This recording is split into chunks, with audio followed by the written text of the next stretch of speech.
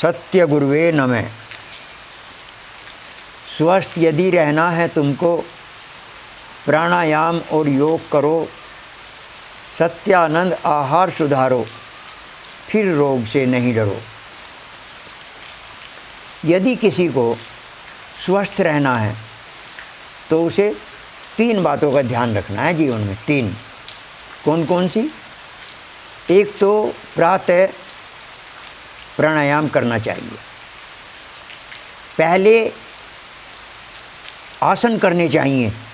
आसन पहले, आसन करने के पश्चात प्राणायाम करना चाहिए।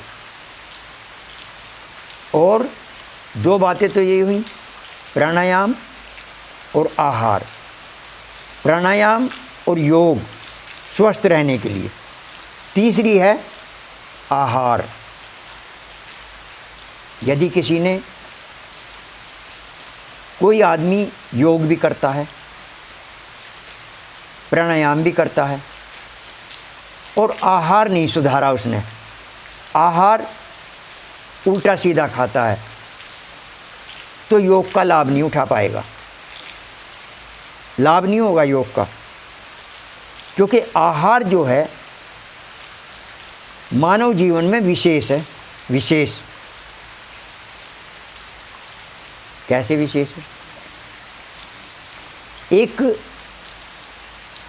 हमारे ऋषि हुए,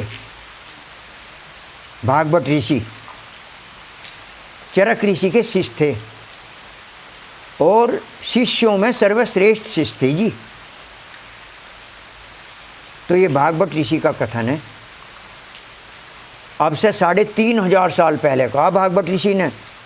क्या कहा? जो आदमी भोजन जानता है वह कभी भी बीमार नहीं होगा, सीधे मौत आएगी। बताइए कितनी बड़ी बात कही। और भागवत ऋषि ने स्वयं भी इस शरीर को छोड़ दिया था 135 साल की आयु में। प्राणायाम के द्वारा शरीर छोड़ दिया था। जो हमारे ऋषि मुनि अवतारी पुरुष, ये मरे नहीं, इन्होंने शरीर को छोड़ा। किससे? प्राणायाम के द्वारा। योग क्यों किया जाता है?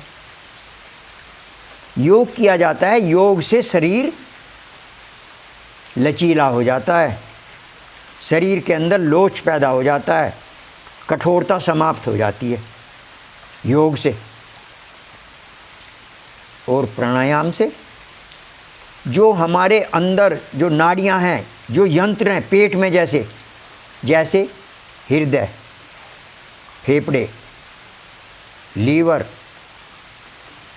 और जितने भी हैं, वे सब स्वस्थ रहते हैं प्राणायाम से। तो मानव को योग भी करना चाहिए। पहले योग करना चाहिए, फिर प्राणायाम करना चाहिए और आहार का विशेष ध्यान रखना है। यदि मानव आहार का विशेष ध्यान नहीं रखेगा तो योग का और प्राणायाम का लाभ नहीं उठा पाएगा। क्योंकि भागवत ऋषि ने कह दिया आहार विशेष है। एक बार को आदमी योग ना करे, प्राणायाम ना करे और आहार जो है श्रेष्ठ आहार दे शरीर को, तो भी स्वस्थ रहेगा। और यदि प्राणायाम और योग करता है तो ये सोने में सुहागा हो गया और अच्छा हो गया। और ये तो हमारे ऋषियों ने बोल दिया पहले ही। अब हमें उनके बताए मार्ग पर चलना है। यदि हम उनके बताए मार्ग पर चलेंगे तो हम स्वस्थ रहेंगे और हमारा उद्धार हो जाएगा।